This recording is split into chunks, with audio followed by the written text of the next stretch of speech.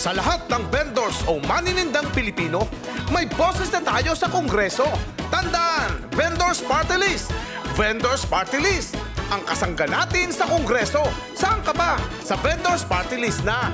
Lahat ng manininda dyan, protektado, tutulungan. May boses na tayong lahat, sa Kongreso'y pakikinggan. Problema at hinanaing, tayo ay matutulungan. Kaya tayo'y mag-Vendors Party List na dyan.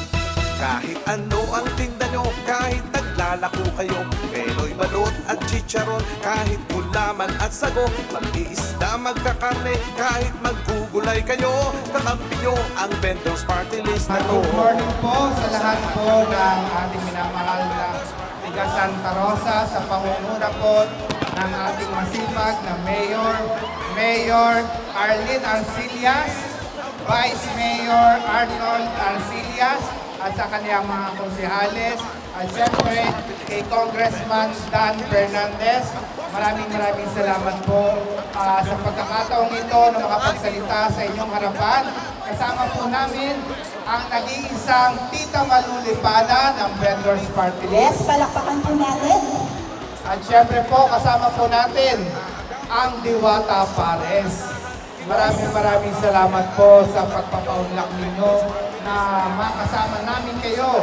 Lalo tigit sa lahat na minamahal natin mga senior citizen na magkakamis po ng ito po ay programa ng ating minamahal na mayor.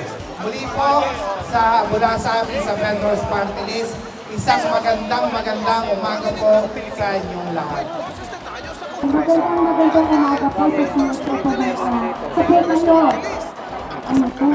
Gusto niyo ba pakantahin natin si Diwata? O gusto niyo magparakol muna habang inantay natin si Layona?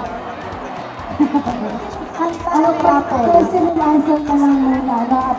Habang ano po, nag-aantay po na, habang naka-antay po tayo sa pinaka natin. Magbibigay niyo po kami ng konting kasi na answer niyo ng Vendors Party List po. Pero bibigay ko lang po konting sa inyo kapag paano pang Vendors Party List. Ang Vendors Party List po ay isang organisasyon po na nakabase po ito sa Metro Manila po.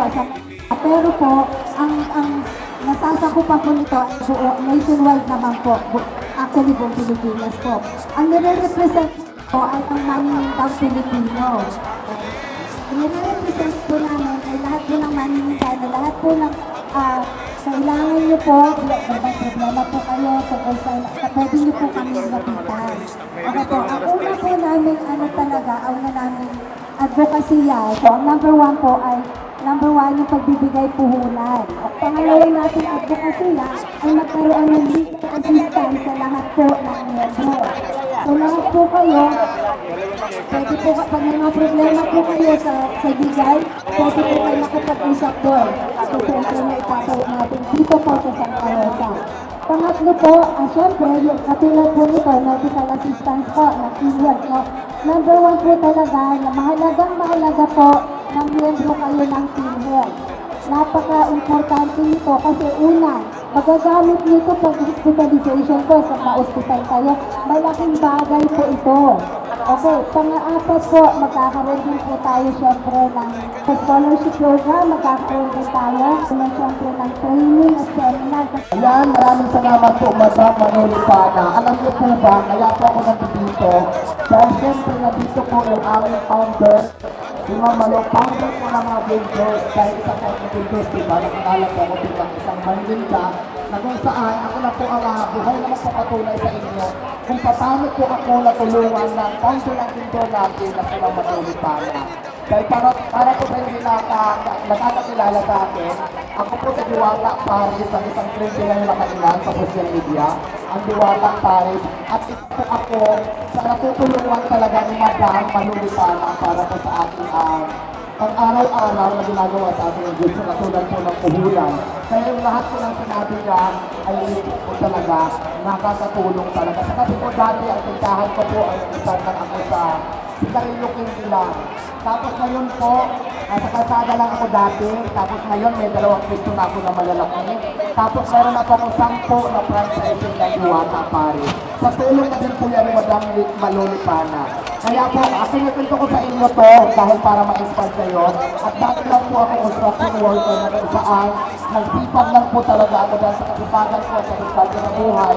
Simula po nagtinda ako, kaya po na-expand po yung tindahan ko. Mayroon na tayong mga franchise ngayon ng Diwata pare. Sa tulong na niya ni Madam. Kaya ako nagpapatunay sa inyo, ang Vendor Party List po ay samahan ng mga vendor. Kailangan natin talaga ng magiging isang kakampi. Talaga na isang kakampi natin sa pagtanggol na nakaupo sa gobyerno katulad po ng Vendor Party List. Dahil po naranasan ko po i-clearing nung mga time na nasa kasada pa ako, kinukuha ko yung gamit ko, nagkakapunta ko yung mga bagong luto ko, nangungutang lang ako dati. Hindi ko na alam kung anong gagawin ko. Kaya naman guys, siguro pagkakataon na to para magtulong-tulong tayo, para magkaroon tayo ng kakampi sa gobyerno, para masuportahan po natin yung Vendor Party List na pinangungunahan ni Madam Malulipana para mayroon na tayong tigapagtanggol sa gobyerno na kung saan para hindi malabag yung karapatan nating mga vendor. So yun lang po at maraming salamat po sa inyong lahat.